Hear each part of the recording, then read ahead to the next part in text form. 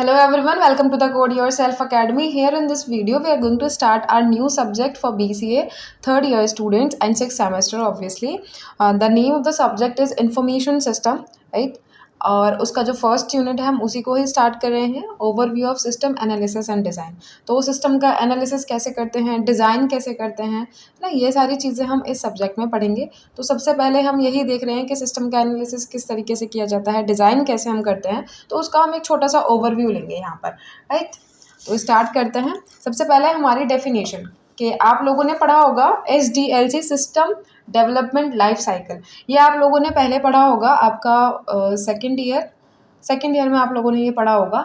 तो हम वही पढ़ेंगे यहाँ पर। आप लोगों ने ये पढ़ा होगा किस तरीके से जो सॉफ्टवेयर है, जो सिस्टम है, उसको डेवलप किया जाता है, उसकी क्या क्या लाइफ साइकिल होती है, किन स्टेजेस से वो गुजरता है, हमें वही सब पढ़ना है, राइट। बहुत इंटरेस्टिंग सी चीज़ मुझे बतानी है कि इस वाली वीडियो से हम लोग क्या करेंगे कि आपका जो कॉन्सेप्ट है ना, उसको मैं आपको डायग्राम के फॉर्मेट में समझाने की कोशिश करूँगी, राइट, जितना मेरे से पॉसिबल होगा। सो आप अब इसको देखें।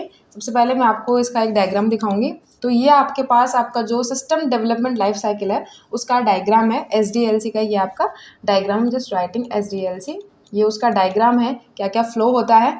तो सबसे पहले आपकी प्लानिंग होती है।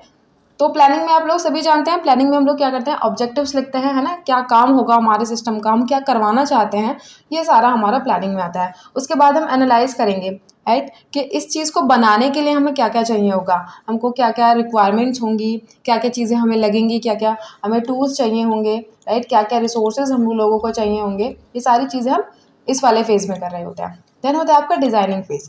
हम यहाँ पर क्या कर रहे हैं, एक डिज़ाइन बना रहे हैं, एक लेआउट बना रहे हैं, राइट। अपने दिमाग में हम लोग सोचते हैं ना, हम जो स्टार्टिंग है अ लेआउट, आप इसको सूडो कोड समझें, राइट। हम यहाँ पे एक लेआउट बना रहे हैं कि हमारा जो सिस्टम होगा, या फिर आप सोचें अगर आप कोई वेब पेज बनाते हैं तो सबसे पहले आप उसका डिज़ाइन अपने दिमाग में ही तो बनाते हैं कि हमारा जो वेब पेज होगा उसमें ये चीज़ यहाँ होगी, लोगो वहाँ होगा, टाइटल यहाँ होगा, कार्ड्स यहाँ होंगे। ये सारी चीज़ें हम लोग डिज़ाइनिंग फेज़ में करते हैं। फोर्थ वन है आपका डेवलपमेंट। डेवलपमेंट में क्या हो रहा है, एक्चुअल काम हो रहा है। यहाँ पर क्या हो रहा है, आपका कोडिंग हो रही है, राइट। आप उसको भी डेवलप करना स्टार्ट कर रहे हैं। जो भी आपने डिज़ाइन किया, जो भी आपने एनालाइज किया, उसके अकॉर्डिंग क्या कर रहे हैं, यहाँ पर आपको कोडिंग कर रहे हैं, उसको डिज़ाइन कर रहे हैं, डेवलप कर रहे हैं। देन आपकी टेस्टिंग। तो टेस्टिंग में क्या होता है, वही आप लोग उसको टेस्ट करके देखेंगे, जो जो टूल्स आपने उसमें डाले हैं, बहुत सारे टाइप्स की टेस्टिंग होती है, वो भी हम इसमें पढ़ेंगे, राइट। तो आप यहाँ पर टेस्टिंग करेंगे कि आपका जो सॉफ्टवेयर है, आपका जो सिस्टम है, वो ठीक तरीके से काम कर रहा है या नहीं। देन आपका डिप्लॉयमेंट। एनवायरमेंट का मतलब होता है कि आपका जो एक्चुअल एनवायरनमेंट है, जिस एनवायरनमेंट में उसको रन करना है, वो उसमें ठीक से रन कर पा रहा है या नहीं, राइट। यहाँ पे भी आप लोग उसकी टेस्टिंग ही कर रहे हैं, पर यहाँ पर आप उसकी टेस्टिंग इस तरीके से कर रहे हैं कि जिस एनवायरनमेंट में उसको रन करना है, हम उसको उसी इन्वायरमेंट में ला रहे हैं और वहाँ पर उसको रन करके देख रहे हैं। And last one is your maintenance, right. आपने आपका जो भी कोई सिस्टम बनाया है उसको मेंटेन करना भी तो ज़रूरी है, टाइम टू टाइम उसको अपडेट हमको करते रहना चाहिए। तो यही होता है आपका मेंटेनेंस। तो ये जो कंप्लीट लाइफ साइकिल है, ये किसकी है, आपकी सिस्टम की, राइट। आप कुछ भी डेवलप करेंगे तो उसकी यही एक पूरी लाइफ साइकिल होती है। आप सबसे पहले प्लान करेंगे, फिर आप एनालाइज करेंगे कि किस तरीके से इस प्लान को हमको एग्जीक्यूट करना है। देन आप उसका डिज़ाइन करेंगे, देन आप डेवलप करना स्टार्ट करेंगे, उसके बाद आप उसकी टेस्टिंग करेंगे, उसके बाद आप उसका डिप्लॉयमेंट करेंगे, देन मेंटेनेंस, राइट। आप आगे चल के जो भी वेब पेजेस बनाएंगे, कुछ भी सिस्टम बनाएंगे, कुछ भी सॉफ्टवेयर बनाएंगे, कोई ऐप बनाएंगे, एनीथिंग एल्स, राइट, उसमें यही सारी चीज़ें आपको यूज़ करनी है, राइट। आप ऐसे ही कोई भी स्टेप पर नहीं चले जाएंगे, सबसे पहले आप प्लानिंग ही करेंगे, राइट। तो आपको ये सारे स्टेप्स दिमाग में रखने हैं जब भी आप कुछ भी आगे चल के डेवलप करें, या अभी भी अगर आप आपका फाइनल ईयर का प्रोजेक्ट जब डेवलप करेंगे तो यही सारे प्रोसेसेस को ध्यान में रखते हुए आप उसको डेवलप करें। यही इन्हीं सारे स्टेजेस से आपको गुजरना होगा। हम लोगों को पढ़ना है आपका प्लानिंग फेज, राइट। जो आपको मैंने पहले बताया था प्लानिंग, ये वाला फेज़ हम इसमें पढ़ रहे हैं। तो प्लानिंग फेज़ में क्या होता है, आपको सबसे पहले आपका जो प्रोजेक्ट है ना, उसका स्कोप डिफाइन करना होगा। स्कोप यानी कि हम इस प्रोजेक्ट को बना ही क्यों रहे हैं, कारण क्या है, कुछ तो वजह होगी ना। किसी भी चीज़ को डेवलप करने का एक पर्टिकुलर रीज़न होता है, तो हमको वो रीज़न एकदम क्लियरली पता होना चाहिए, राइट। जब तक आपको आपका गोल ही नहीं पता होगा तो आप कुछ भी डेवलप नहीं कर पाएंगे। सबसे पहले आपको पता होना चाहिए हमका गोल क्या है, स्कोप क्या है। देन आपका आइडेंटिफाई स्टेक होल्डर्स, राइट। जितनी भी पार्टीज आपके प्रोजेक्ट में इन्वॉल्व हैं उनके बारे में आपको ठीक से पता होना चाहिए। कौन उस काम को करवा रहा है, उसकी क्या क्या रिक्वायरमेंट्स हो सकती हैं आपके अकॉर्डिंग, ये सब आपको पता होना चाहिए। आपके जो स्टेक होल्डर्स हैं उनके बारे में आपको पता होना चाहिए। देन है आपका डिटरमाइन रिसोर्सेज। उसके बाद आप अपना जो रिसोर्सेज हैं उनको डिटरमाइन करने की कोशिश करें, राइट। आपका बजट क्या होगा, राइट, आप कितने सारे लोगों को उसमें यूज़ करने वाले हैं, क्या कौन क्या करेगा, ये सारी चीज़ें आप यहाँ पर करेंगे।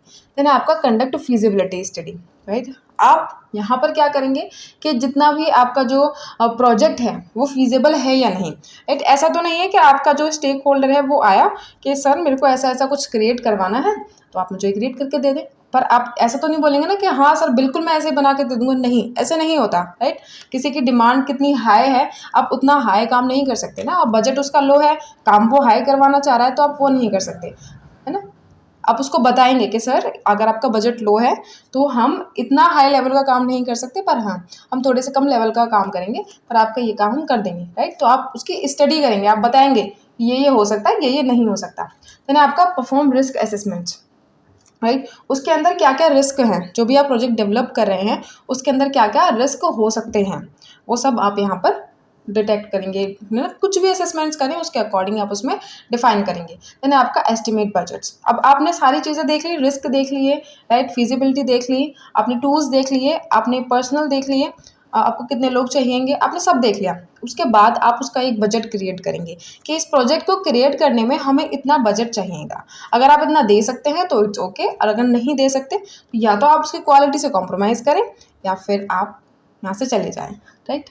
कुछ ये यहाँ पर हम कर रहे होते हैं प्लानिंग फेज में। अब देन हमारा आप स्टेक होल्डर से किस तरीके से बात करेंगे, राइट। स्टेक होल्डर जो चाहता है, अगर आपको वो ढंग से नहीं पता चलेगा तो आप सॉरी टू से आप एक अच्छा सॉफ्टवेयर या सिस्टम नहीं डेवलप कर पाएंगे, राइट। तो सबसे पहले आपको क्या करना है, इनिशियल डिस्कशन, राइट। आप आपका जो स्टेक होल्डर है ना उससे ठीक से बात करें, उसको साथ ना अपना जो रिलेशन है उसको अच्छा करें, ताकि वो आपसे बहुत सारी बातें करे, आपको और ठीक से एक्सप्लेन करे, ये सारी चीज़ें आप वहाँ पर करें, राइट। अपना जो स्टेक होल्डर है उससे ठीक से बात करें, पूरी की पूरी जो वो बताना चाहता है, वो बनवाना चाहता है, आप उसको एकदम क्लियर वर्ड्स में लिखें, राइट। देन आपका कंडक्टिंग सर्वेज, आप सर्वे कंडक्ट करें, राइट, क्या फीडबैक है, ये सारी चीज़ें आप वहाँ पर लिखें। और फिर आपका डॉक्यूमेंटिंग रिक्वायरमेंट्स, आपके जितने भी फंक्शनल और नॉन फंक्शनल नीड्स होंगी उनको आपको लिखना होगा। ऐसा नहीं है कि बस आप लोगों ने देखा, राइट, कि हाँ हमको ये सॉफ्टवेयर, किसी ने भी आपको बोला कि मेरे को एक वेबसाइट क्रिएट करवानी है तो आप वो करवा के दे देना,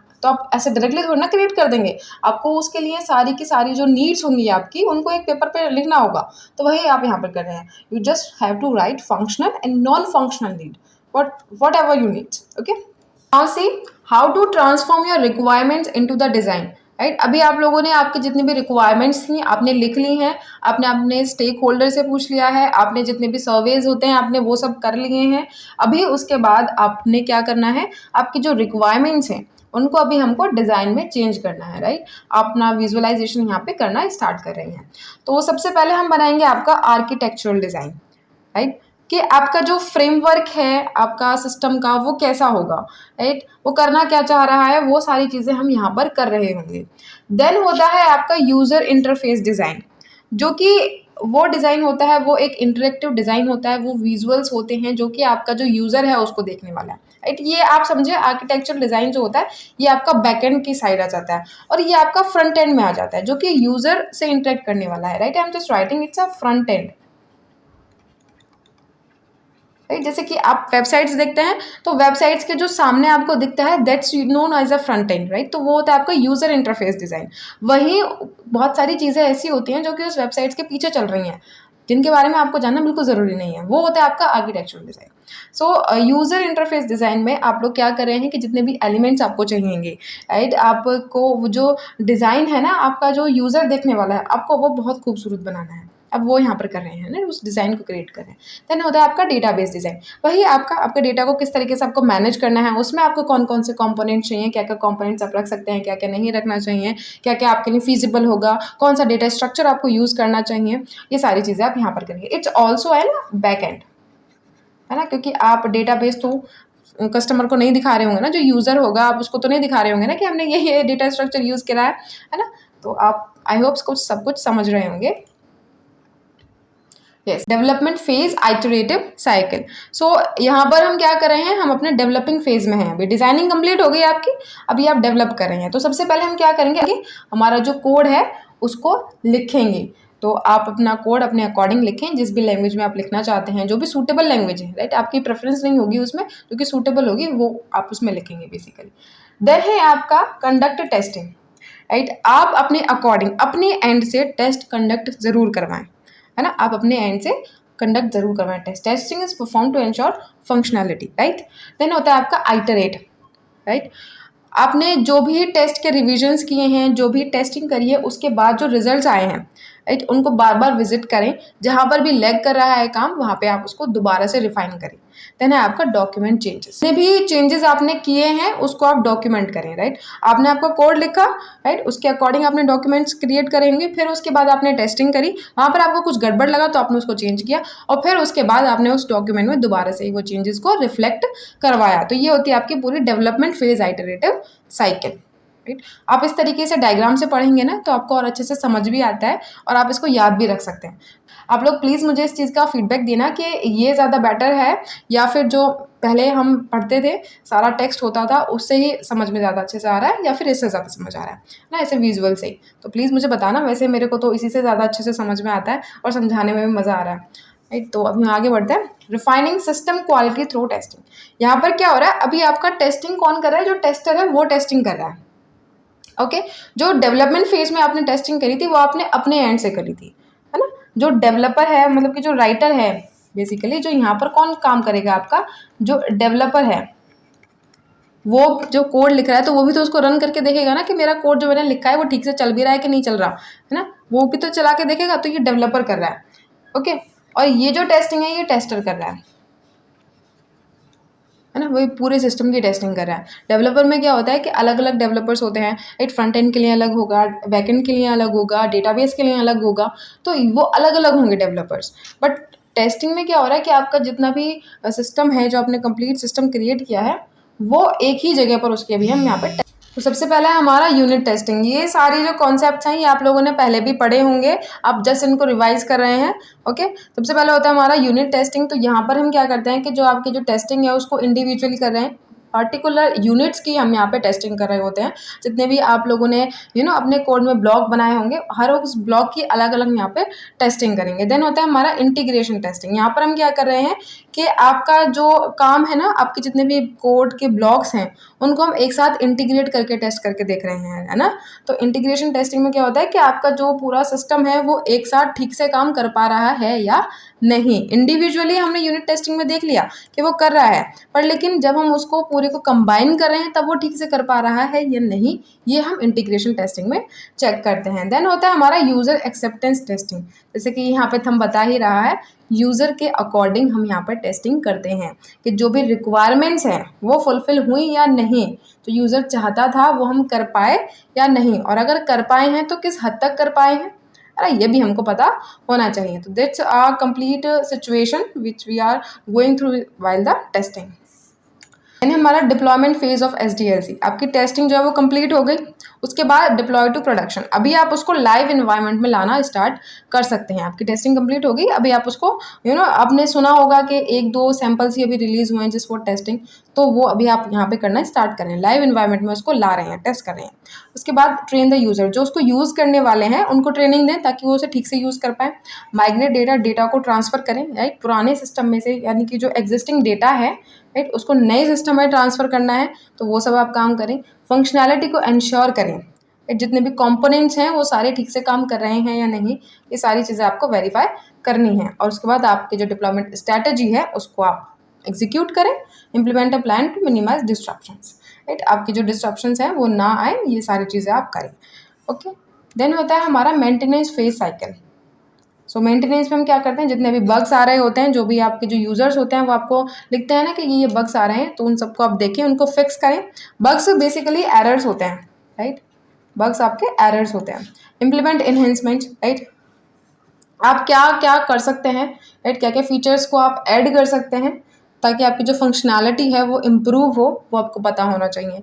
कंपैटिबिलिटी को आप इंश्योर करें, राइट, जितनी भी नई नई टेक्नोलॉजी आए उसके अकॉर्डिंग आप चेंजेस लाएं आपके सिस्टम में, राइट, तो आप कंपैटिबिलिटी को भी इंश्योर करें। Meet users needs, right. आपका जितना भी सिस्टम है वो आपके जो यूजर्स के एक्सपेक्टेशंस है उससे अलाइन करना चाहिए, तभी आपका जो सिस्टम है आप समझें कि वो डेवलप ठीक से हुआ है या फिर सही तरीके से वो डेवलप हुआ है, आपका जो एंड गोल है बेसिकली वो आपको मिल चुका। So it's a important thing enhancing SDLC success through stakeholder engagement and agile practices. तो यहाँ पर हम क्या कर रहे हैं कि आपका जो SDLC है उसकी सक्सेस को आप किस और तरीके से इन्हेंस कर सकते हैं और ज़्यादा से आप अपना जो लाइफ साइकिल है उसको और ज़्यादा इन्हेंस कर सकते हैं और ज़्यादा बढ़िया सा सिस्टम आप किस तरीके से क्रिएट कर सकते हैं।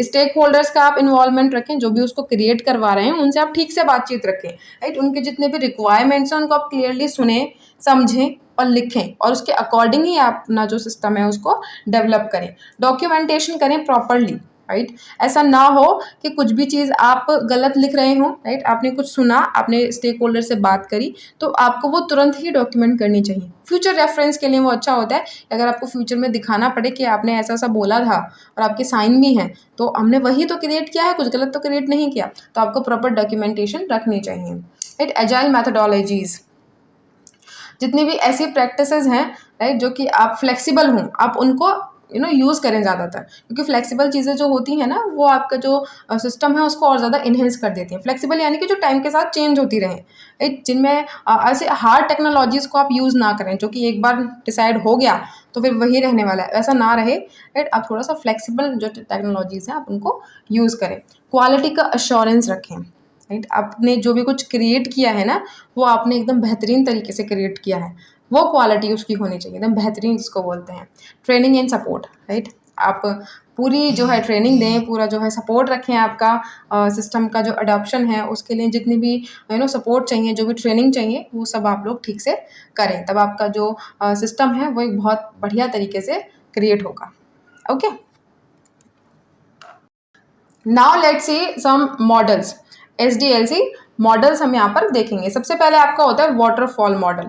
एक कौन सा मॉडल? Waterfall model. जैसे कि इसका नाम भी बता रहा है ये कुछ ऐसा ही मॉडल होता है, आप यहाँ पर इस तरीके से ही काम कर रहे होते हैं। ये एक लीनियर और सिक्वेंशियल अप्रोच है सॉफ्टवेयर डेवलपमेंट की, राइट, कि आप एक के बाद एक के बाद एक के बाद एक काम कर रहे होंगे। एजाइल मॉडल में क्या होता है कि ये एक आइटरेटिव और इंक्रीमेंटल अप्रोच है जहाँ पर फ्लेक्सिबिलिटी और कस्टमर का फीडबैक बहुत इंपॉर्टेंट है। यहाँ पर आप क्या करते हैं कि आपने एक छोटा सा एक ब्लॉग बनाया, सपोज आपने एक छोटा सा ब्लॉग बनाया, तो आप क्या करेंगे, आप उसकी टेस्टिंग करवाएंगे। किससे? आपका जो कस्टमर है ना, आप उसी से ही उसकी टेस्टिंग करवाएंगे और उसके फीडबैक के अकॉर्डिंग आप उसको चेंज करेंगे। किसके अकॉर्डिंग? फीडबैक के अकॉर्डिंग आप उसको चेंज कर देंगे। देन आपका स्पाइरल मॉडल, राइट। यहाँ पर क्या होता है कि it combines iterative development with the systematic risk analysis. ये आपका मैंने पहले भी पढ़ाया था, ये कुछ इस तरीके से आपका चलता है स्पाइरल मॉडल, राइट, है ना। यहाँ पे रिस्क का जो एनालिसिस है वो ज़्यादा होता है। किसका? रिस्क का एनालिसिस में ज़्यादा होता है। एम्फेसाइज वी मॉडल, ये कुछ इस तरीके का इसका डायग्राम होता है। यहाँ पर आप वैलिडेशन और वेरिफिकेशन हर एक डेवलपमेंट के स्टेज पर चेक कर रहे होते हैं। आप यहाँ पर हर एक डेवलपमेंट के स्टेज पर चेक कर करके चलते हैं कि ये ठीक है या नहीं, ये सही है या नहीं, इस टाइप से। ये सब हम डिटेल में पढ़ेंगे, डोंट वरी। है ना। आपका इंक्रीमेंटल मॉडल, ये स्मॉल सॉफ्टवेयर अगर आपको क्रिएट करने हैं तब आप इसको यूज़ करें, नहीं तो इसे यूज़ ना करें। ओके, तो सबसे पहला ही है हमारा वाटरफॉल मॉडल का सीक्वेंस। सबसे पहले आप रिक्वायरमेंट को गैदर करेंगे, राइट। उसके बाद आप डिज़ाइन बनाएंगे, देन आप इम्प्लीमेंटेशन करेंगे, देन आप टेस्टिंग करेंगे, देन डिप्लॉयमेंट। ये सारे मैंने फेजेस आपको बताए ही हैं, तो आई डोंट थिंक कि मुझे दोबारा से एक्सप्लेन करने होंगे। सो ये आपका कंप्लीट जो सिचुएशन है आपकी वाटरफॉल मॉडल की है। सो ये कुछ आपकी कैरेक्टरिस्टिक्स हैं किसकी? वाटरफॉल मॉडल की। आप इनको पढ़ लें तो आपको ज़्यादा अच्छे से समझ आ जाएगा। ये एडवांटेजेस हैं, simple and easy to understand, well defined stages and suitable for small projects with clear requirements. ये आपकी एडवांटेजेस हैं किसकी? वाटरफॉल मॉडल की। Here are disadvantages of waterfall model: inflexible to changes, difficult to go back to a previous phase। समझ आ गया? यानी कि अगर आपने रिक्वायरमेंट गैदर कर ली, उसके बाद आप डिज़ाइनिंग फेज में आ गए, वे फिर से रिक्वायरमेंट्स पे नहीं जा सकती। कहने का क्या तात्पर्य है यहाँ पे कि अगर आप डिज़ाइनिंग फेज में हैं या फिर आप किसी और फेज में हैं, तो अब आप आपका जो स्टेक होल्डर है, अब आप उससे बात नहीं कर सकते। आप आपका जो स्टेक होल्डर है उससे बात नहीं कर सकते हैं। आपने जो रिक्वायरमेंट्स यहाँ पे डॉक्यूमेंट कर लिए होंगे वो आपके पास होंगे, आप उन्हीं के ही अकॉर्डिंग काम करेंगे, है ना। आप लाइफ में पीछे नहीं जा सकते। right? Not ideal for complex or long term projects where requirements may evolve. Agile development cycle, तो ये मैंने आपको बताया था, ये सॉफ्ट सा होता है बेचारा, बहुत प्यारा सा होता है ये। अगर आप कहेंगे तो चेंज हो जाएगा, नहीं तो नहीं होगा, राइट। तो सबसे पहले आप लोग आपका डिफाइन करेंगे आपकी जो भी रिक्वायरमेंट्स होगी, उसके बाद हम लोग क्या करेंगे, आपका जो आइटरेशन है उसको डेवलप करेंगे, राइट। तो cross functional teams develop a working iterations, right. Cross functional teams यानी कि अलग अलग टीम्स वहाँ पे काम कर रही होंगी, एक पर्टिकुलर टीम किसी काम के लिए, दूसरी पर्टिकुलर टीम किसी पर्टिकुलर काम के लिए। देन आपका टेस्ट और रिव्यू होगा, जितनी भी आपने आइटरेशन करी है उसको टेस्ट करेंगे, उसको रिव्यू करेंगे, फीडबैक लेंगे उसका, फिर उस डिफाइन करेंगे जो भी आपने रिक्वायरमेंट्स लिखी हैं वो उससे मैच हो रही हैं या नहीं, या फिर आपको और रिक्वायरमेंट्स चाहिए, ये सारी चीज़ें आप यहाँ पर करेंगे, रिफाइन करेंगे उसको। तो ये आपकी कैरेक्टरिस्टिक्स हैं, आप इसको पढ़ लेना। Regular feedback from stakeholders is encourage, okay. तो यहाँ पर आपका जो स्टेक होल्डर है उससे आप बार बार मिलने जाते रहेंगे। देन है आपका advantages, highly adaptable to changes in requirements, faster delivery of functional software. Disadvantages, requires constant communication and collaborations, जैसे कि मैंने आपको पहले ही बता दिया था। देन है आपका spiral model development life cycle.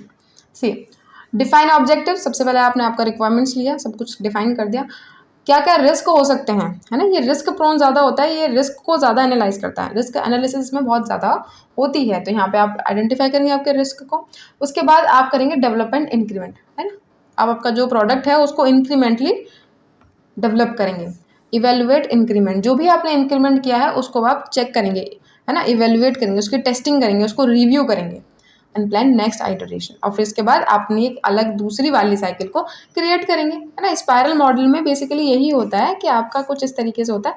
तो ये आपकी एक साइकिल यहाँ पे कंप्लीट हो गई।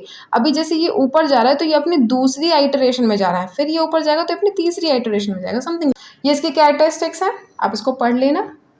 नाउ एडवांटेजेस और डिसएडवांटेजेस। देन है हमारा वी मॉडल डेवलपमेंट साइकिल। यहाँ पर क्या होगा, वही आपका वैलिडेशन एंड वेरिफिकेशन होता है। रिक्वायरमेंट डेफिनेशन, सबसे पहले आपको रिक्वायरमेंट तो लिखनी ही लिखनी है, सिस्टम का डिज़ाइन होगा, इम्प्लीमेंट करेंगे। अभी हम इंटीग्रेशन और टेस्टिंग कर रहे हैं।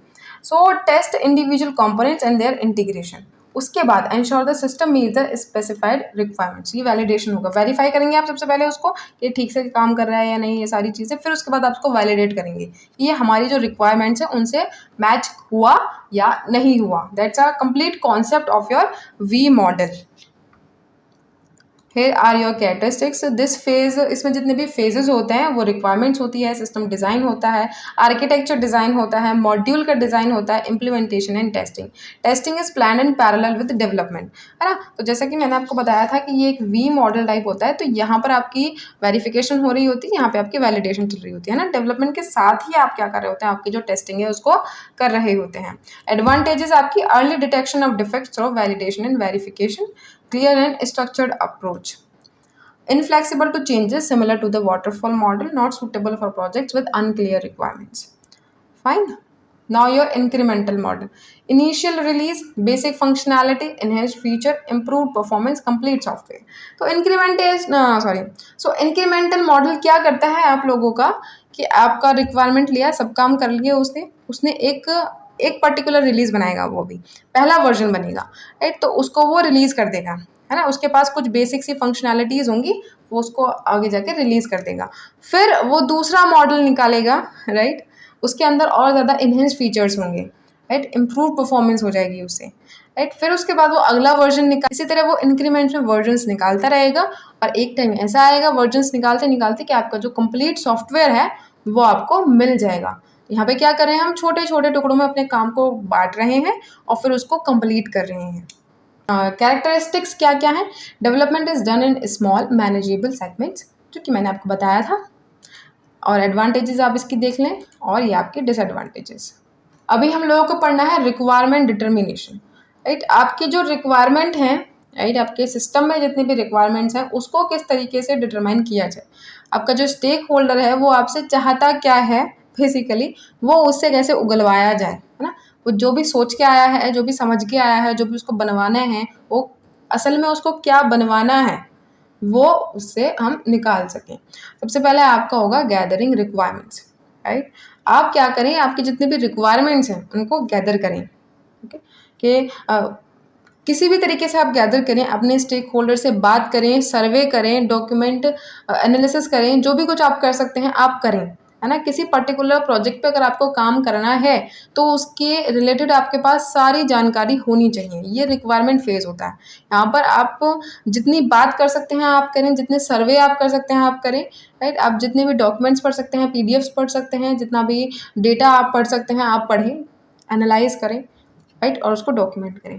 देन होता है आपका टाइप्स ऑफ रिक्वायरमेंट्स, राइट। आपकी जितनी भी फंक्शनल और नॉन फंक्शनल रिक्वायरमेंट्स हैं आप उनको लिखें, राइट। आपको मतलब कि एरर फ्री चाहिए, आपको यूज़र का इंटरफेस कैसा चाहिए, आपको कॉस्ट कैसी चाहिए, आपका बजट क्या है, राइट, आपको कितने टाइम में चाहिए, राइट, आपको किस तरीके का चाहिए कि वो एक साथ ही आपको पूरा मिल जाए या फिर इंक्रीमेंट्स में वो आपको मिले, किस तरीके का मॉडल आप चाहते हैं, हम कौन सा मॉडल यूज़ करें। तो ये सारी चीज़ें आपकी आ जाती हैं टाइप्स ऑफ रिक्वायरमेंट्स में। देन है आपका रिक्वायरमेंट स्पेसिफिकेशन, राइट। आपकी जितनी भी रिक्वायरमेंट्स है ना, आपको उनको क्लियरली लिखना है ना। उसमें कुछ भी ऐसा नहीं है कि आपको समझ नहीं आ रहा, सारी चीज़ें एकदम क्लियरली होनी चाहिए कि मुझे मेरे जो सॉफ्टवेयर है, मुझे मेरा जो सिस्टम है उसमें ये फीचर्स मुझे चाहिए, है ना। ये आपको क्लियरली लिखना है। तो कहना यहाँ पे आपको वो सारी चीज़ें क्लियरली डॉक्यूमेंट करनी है ना। ऐसा नहीं होना चाहिए कि आगे चल के आपको पता ही नहीं है कि ये जो लिखा है इसका क्या मतलब है ना। अगर उसने बोला है कलर उसको ब्लू चाहिए तो उसको ब्लू ही चाहिए, है ना। अगर उसने ब्लू का कोई पर्टिकुलर शेड बताया है तो उस पर्टिकुलर शेड का आपको वो लाना होगा, कोई शेड ज़्यादा अप नहीं, कोई शेड ज़्यादा डाउन नहीं। तो ये सारी चीज़ें होती हैं आपके रिक्वायरमेंट डिटर्मिनेशन की। अगर आप ठीक से रिक्वायरमेंट डिटर्मिनेशन कर लेते हैं ना, अगर आपने आपकी जो रिक्वायरमेंट्स हैं उसको ठीक से लिस्ट डाउन कर लिया है, ठीक से डॉक्यूमेंट कर लिया है, तो आधा काम तो आपको हो गया समझो। तो रिक्वायरमेंट डिटर्मिनेशन जो फेज़ है ये बहुत अच्छे से आपको समझना है और बहुत अच्छे से करना है। मैंने होता है हमारा लॉजिकल डिज़ाइन। यहाँ पर हम क्या कर रहे हैं, आपका जो लॉजिकल डिज़ाइन हम यहाँ पे क्रिएट करने वाले हैं वो देखेंगे, राइट। आप डीएफडीज़ का यूज़ करें। डीएफडीज़ क्या होती है मैं आपको नेक्स्ट यूनिट में पढ़ाऊँगी। So it's ideal for visualizing data processes and flows, enhancing understanding of data movement. तो डेटा डीएफडीज़ जो होती है ना, डेटा फ्लो डायग्राम होता है। क्या होता है ये आपका डेटा फ्लो डायग्राम होता है। तो जैसे इसका नाम ही बता रहा है, यहाँ पे हम क्या देख रहे होते हैं कि हमारा जो डेटा है ना उसका फ्लो किस तरफ है ना, कि वो यूज़र से डेटाबेस की तरफ जाएगा या फिर डेटाबेस से कहीं सर्वर पर जाएगा, ये सारा हम यहाँ पे डीएफडी में देख रहे होते हैं। देन है आपका use ERD, entity relationship diagrams. So it's best for illustrating relationship between data entities, crucial for database design. Database का जब भी आपको डिज़ाइन करना है तब आप ERDs को यूज़ करें। देन होता है आपका यूज़ आर्किटेक्चर डिज़ाइन, है ना। जो आपका ओवरऑल सिस्टम का आर्किटेक्चर है, जो कि आपकी इंटीग्रेशन है आपके पूरे सिस्टम की, वो समझने के लिए आप आर्किटेक्चर डिज़ाइन का यूज़ करें। तो ये आ गया आपका लॉजिकल डिज़ाइन, राइट। अभी हम देखेंगे आपका फिजिकल डिज़ाइन। सबसे पहले है हमारा यूज़र इंटरफेस डिज़ाइन, जो यूज़र एक्सपीरियंस करने वाला है, राइट। जो आप यूज़र के सामने रखने वाले हैं, जो उसको यूज़ करेगा ना बेसिकली, उसके सामने आप क्या रखने वाले हैं, ये होता है आपका यूज़र इंटरफेस डिज़ाइन। सेकेंड है आपका डेटाबेस डिज़ाइन, है ना। आपकी जो डेटाबेस है उसका टेबल्स आप किस तरीके से क्रिएट करेंगे, उसके रिलेशनशिप्स क्या होगा उस टेबल में आपस में, ये सारी चीज़ें। फिर आपका सिस्टम का आर्किटेक्चर, आपका हार्डवेयर सॉफ्टवेयर स्पेसिफिकेशन, आपको क्या चाहिए आपके सिस्टम के लिए, वो सारी चीज़ें आप यहाँ पे डिज़ाइन में डिज़ाइन करेंगे, लिस्ट डाउन करेंगे। देन आपका टेस्ट प्लानिंग। तो टाइप्स ऑफ टेस्टिंग आप देख, यूनिट टेस्टिंग होती है, इंटीग्रेशन टेस्टिंग होती है, सिस्टम टेस्टिंग होती है ना, एक्सेप्टेंस टेस्टिंग होती है, राइट। तो यूनिट टेस्टिंग मैंने आपको पहले ही बताया था कि आप छोटे छोटे मॉड्यूल्स का टेस्ट कर रहे हैं, फिर उसके बाद आप उसका इंटीग्रेशन में टेस्ट करें कि वो मॉड्यूल आपस में ठीक से काम कर रहे हैं या नहीं। फिर उसके बाद आप सिस्टम की टेस्टिंग करते हैं, कंप्लीटली अब आप उसको टेस्ट कर रहे हैं। फिर उसके बाद एक्सेप्टेंस टेस्टिंग में हम लोग क्या कर रहे होते हैं कि जो उसको यूज़ करेगा, किसी यूज़र से हम टेस्ट करवाते हैं और फिर बताते हैं कि वो रिक्वायरमेंट में मीट किया या नहीं, ठीक से काम कर रहा है या नहीं, ये सारी चीज़ें। देन होता है आपका टेस्ट केसेस। ऐसा सीन्स होते हैं जो कि आपका जो सिस्टम की रिक्वायरमेंट्स होती हैं ना, राइट, आपके सिस्टम की रिक्वायरमेंट्स आपको लिखी हुई हैं, तो वो सारी रिक्वायरमेंट्स फुलफिल हो रही हैं या नहीं, उसके अकॉर्डिंग आप टेस्ट केसेस बनाते हैं, राइट। अगर किसी ने लिखा है कि मेरा जो वेब पेज है वो इंसान से लॉगिन मांगेगा और अगर लॉगिन कोई नहीं करता है तो फिर वो उसको पर्टिकुलर सीन या सिचुएशन, पर्टिकुलर नोट्स नहीं दिखाएगा ना। समझो कि अगर इंसान लॉगिन नहीं कर रहा तो मेरी वेबसाइट पर नोट्स उसको विजिबल नहीं होने चाहिए। तो हम वो केस बनाएंगे, है ना, हम चेक करेंगे कि अगर हम बिना लॉगिन किए नोट्स देखने जा रहे हैं तो क्या हम देख पा रहे हैं या नहीं, ये काम हम यहाँ पर करेंगे। थर्ड है आपका टेस्ट की स्ट्रेटेजी, है ना, outlines testing approach, tools, resources, आप क्या यूज़ करने वाले हैं वो आप यहाँ पर कर रहे हैं। स्ट्रेटेजी क्रिएट कर रहे हैं, हम किस तरीके से क्या क्या टूल्स यूज़ कर सकते हैं, क्या क्या अप्रोचेस हम लगा सकते हैं, और फिर हम अपनी टेस्टिंग करेंगे, है ना। देन है आपका software deployment and user preparation, implementation planning है। यहाँ पे डिप्लॉयमेंट की स्ट्रैटेजीज आप क्रिएट करें, right, planning for the roll out of the software including pilot testing and full deployment, है ना। एक पायलट टेस्टिंग होती है जो कि आप रिलीज से पहले कर रहे होते हैं, तो डिप्लॉयमेंट में वही करना है आपको, अपने यूजर्स को, स्टाफ को ट्रेन करें कि वो नए सिस्टम को किस तरीके से यूज़ उनको करना है। डॉक्यूमेंटेशन करें, creating user manuals and technical documentation, है ना। तो ये डिप्लॉयमेंट फेज़ है कि जब भी आप उसको रिलीज़ करने से पहले वाला जो फेज़ है ना, ये वो फेज़ है। हम यहाँ पे चेक कर रहे हैं हम किस तरीके से अपना जो सॉफ्टवेयर है उसको और इन्हेंस कर सकते हैं, है ना। हम लोगों को उस रियल सिचुएशन में अपना सिस्टम ला करके देख रहे हैं। यहाँ पे आप समझे, यहाँ पे आप लाइव सीन में आपका जो सॉफ्टवेयर है, सॉफ्टवेयर को आप यहाँ पर ला रहे हैं। रिलीज से पहले जो आप काम करें ना, एक स्टेप पहले वाला, ये वो वाला काम है। आप आपकी जितनी भी टेस्टिंग है आप कर चुके हैं, अभी बस आपको उसको चेक करना है कि ये अपना जो रियल लाइफ सिचुएशन है उसमें ठीक से काम करेगा या नहीं करेगा। आप ट्रेन करें, जो लोग उसको यूज़ करेंगे, आपका स्टाफ यूज़ करें या फिर कोई और यूज़र यूज़ करें, है ना, पर्टिकुलर यूज़र्स को ही हम लोग देते हैं, तो आप उनको ट्रेन करें कि आपका जो नया सिस्टम है वो कुछ इस तरीके से काम करेगा और ये उसकी फंक्शनैलिटीज़ हैं, आप चेक करके देखें। और आप डॉक्यूमेंटेशन करें, है ना, आप उसका मैनुअल्स बनाएं, आप टेक्निकल डॉक्यूमेंटेशन करें, जो भी आप कर सकते हैं। आपका जो सिस्टम है उसकी इंफॉर्मेशन देने के लिए आप जो भी पॉसिबल स्टेप्स ले सकते हैं आप लें ना, क्योंकि अगर लोगों को पता ही नहीं होगा कि आपका जो सिस्टम है वो क्या क्या कर सकता है, तो वो किसी यूज़ का ही नहीं, राइट। आपको लोगों को बताना है कि मेरा जो सिस्टम है वो ये काम कर सकता है, आप उसको चेक करें कि वो ये काम कर पा रहा है या नहीं, आओ चेक करो मेरे सिस्टम को। देन है आपका performance evaluation cycle, measure performance, right, collect user feedback, analyse feedback, implement improvements. सबसे पहले आपका जो परफॉर्मेंस है ना, वो आप उसको मेज़र करें, है। बहुत सारे टेक्निक्स होती हैं, राइट, आप ग्राफ्स बनाएं, है ना, आप मैट्रिसेस क्रिएट करें, जो भी आप कर सकते हैं करें, आप उसके परफॉर्मेंस को मेज़र करें। उसके बाद आप जो यूज़र्स हैं जिनको आपने उसको यूज़ करने के लिए दिया है उनसे फीडबैक लें, उनसे पूछें कि आपका एक्सपीरियंस कैसा रहा, आपको क्या लगा कि क्या सही था, क्या गलत था, क्या और होना चाहिए, क्या और नहीं हो सकता, आप हमें बताएं और फीडबैक लें। अब फिर उसके बाद आप उस फीडबैक को एनालाइज करें कि जो यूज़र ने बताया है क्या वही सही है या नहीं, या फिर जो उन्होंने सजेशन दिया है उसके अकॉर्डिंग हमको इसमें चेंजेस लाने हैं या नहीं। ये भी तो बहुत ज़रूरी चीज़ है, ऐसा थोड़ी है कि किसी ने सजेशंस रखे आपने वो सारे इम्प्लीमेंट कर दिए, कौन से सही रहेंगे वो भी आपको करके देखने हैं। इम्प्लीमेंट इम्प्रूवमेंट्स, है ना, आप वहाँ पे इम्प्रूवमेंट्स को implement. Now see communication skills, तो कम्युनिकेशन स्किल्स किस लिए ज़रूरी है, ताकि आप स्टेक होल्डर से ठीक से बात कर सकें, आप आपका जो यूज़र है उनका फीडबैक ठीक से ले सकें।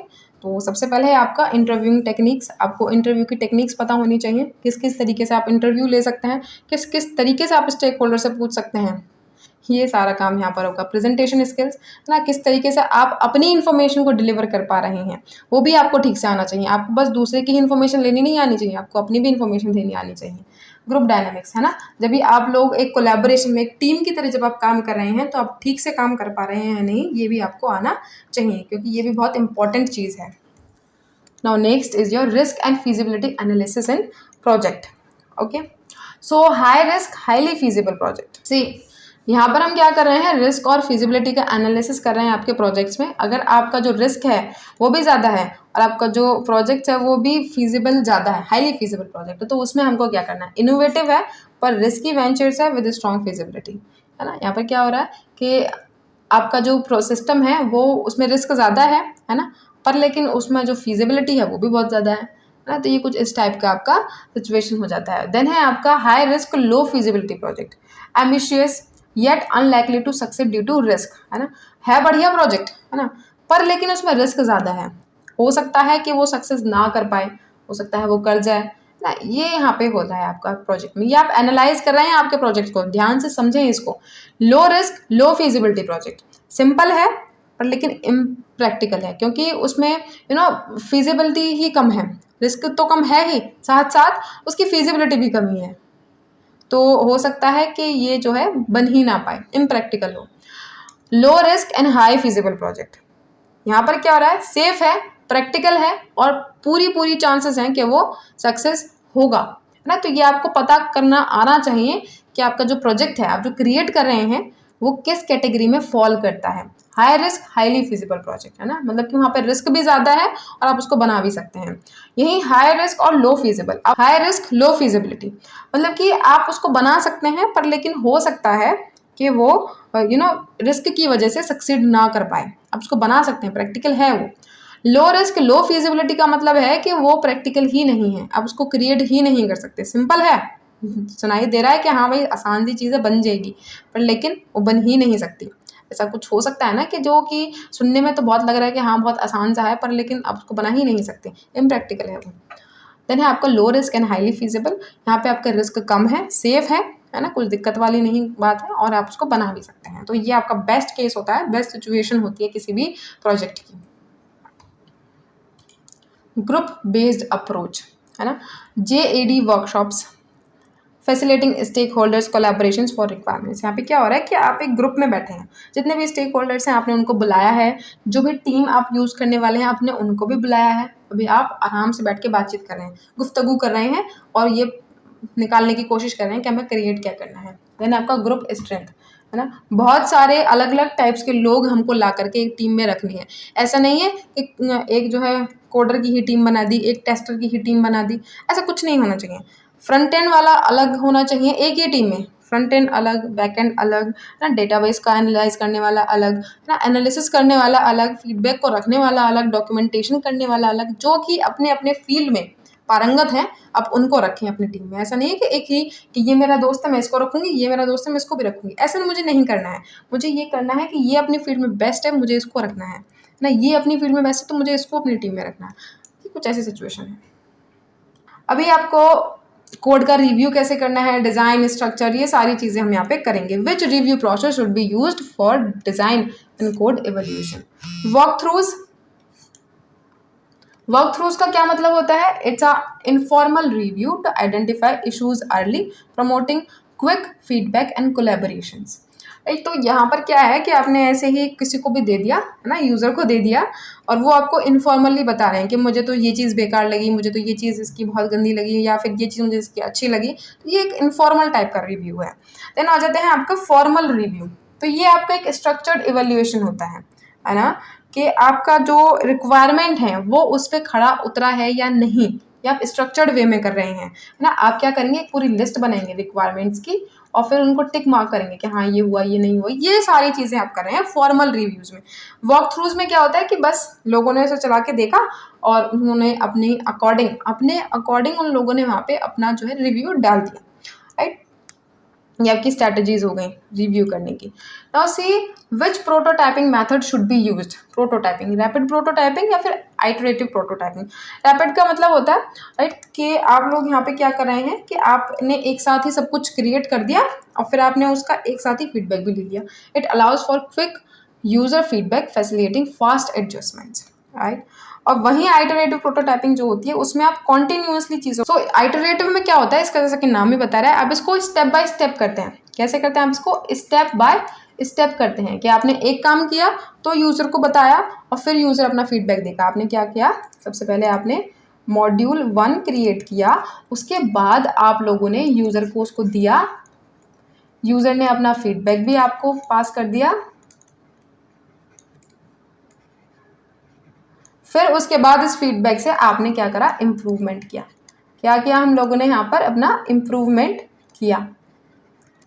तो ये होता है आइटरेटिव मॉडल। रैपिड प्रोटोटाइपिंग में क्या होता है कि अब उसमें क्या कर रहे हैं, आपने सब कुछ अच्छे से क्रिएट कर लिया, प्रोटोटाइप ने अपना बना लिया और आपने उसको दे दिया कि हाँ आप इसको रिव्यू करके दो, फीडबैक मुझे इसका लिख करके दो।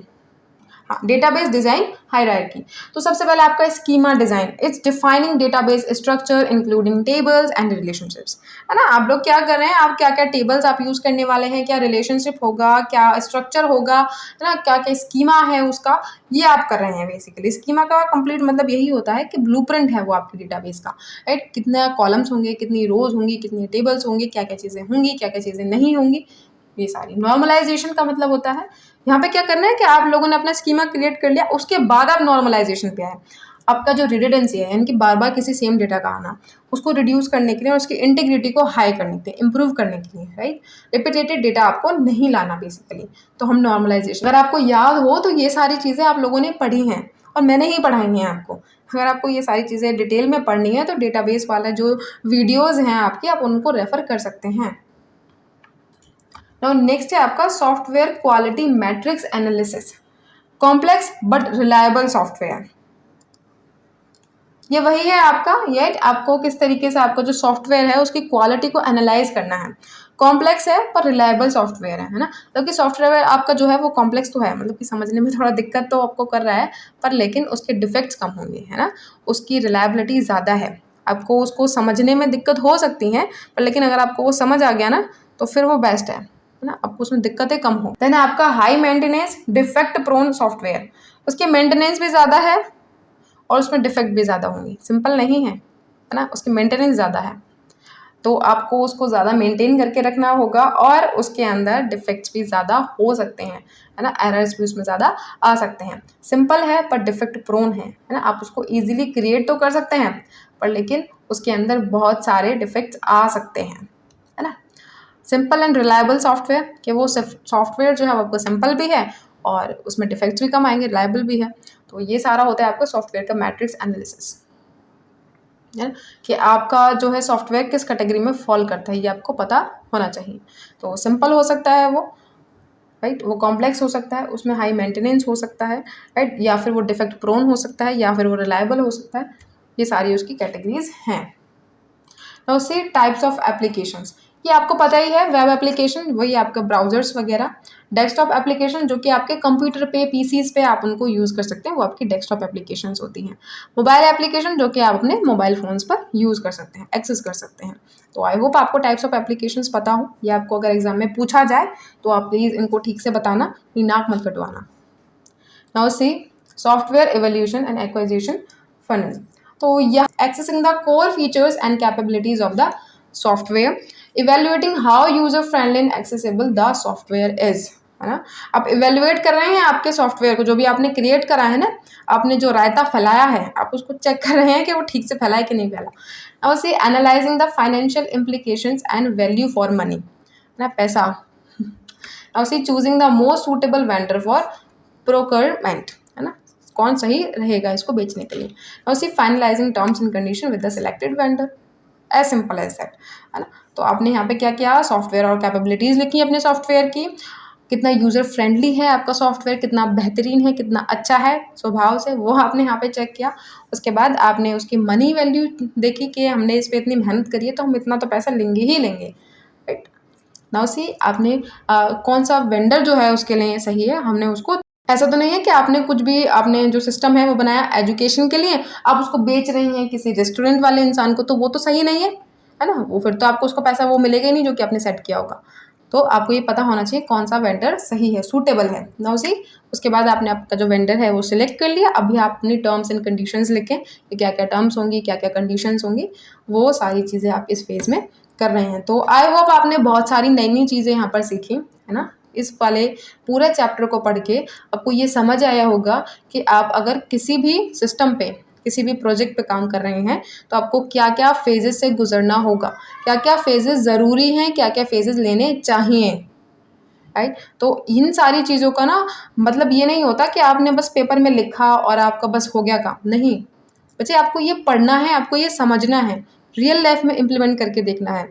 और आपके पास तो बहुत अच्छा टाइम है, अभी आपके 3rd ईयर में है, तो आप आपका जो सॉफ्टवेयर या फिर कुछ भी आप लोग क्रिएट करने वाले हैं अपने फाइनल ईयर के प्रोजेक्ट के लिए, तो आप ये सारे स्टेप्स को लें, आप अपनी रिक्वायरमेंट लिखें, आप अपना डिज़ाइन खुद से क्रिएट करें, है ना, कि मुझे ये डिज़ाइन चाहिएगा, मुझे ये चीज़ें अपने सॉफ्टवेयर में चाहिए, अपने वेब पेज में चाहिए, राइट। तो आप वो सारी चीज़ें करें, खुद से करके देखें, है ना। इस तरीके से शीट्स भरने से पेपर में, है ना, पास तो आप लोग हो ही जाएंगे, मुझे पूरा भरोसा है आप सब पे, पर लेकिन आपको खुद को समझना भी है चीज़ें, है ना, क्योंकि यही चीज़ें होंगी जो आगे चल के आपको जॉब दिलवाएंगी, राइट, आपको एक बहुत अच्छा इंसान बनेगी। अगर आपने BCA ली है तो उसको ठीक से पढ़ें, है ना, जेन्युइनली पढ़ें, धोखेबाजी बिल्कुल भी ना करें, अपने साथ तो बिल्कुल ना करें, राइट। सो इस वाली वीडियो के लिए इतना ही ज्ञान काफ़ी है आज के लिए आपके लिए। सो पढ़ते रहें। So wait for the next video, until then code yourself. और हाँ, मुझे इसका फीडबैक ज़रूर देना कि ये जो मैंने आज थोड़े से चेंजेस करे हैं आपको, वो आपको कैसे लगे। एंड सो मिलते हैं नेक्स्ट वीडियो में।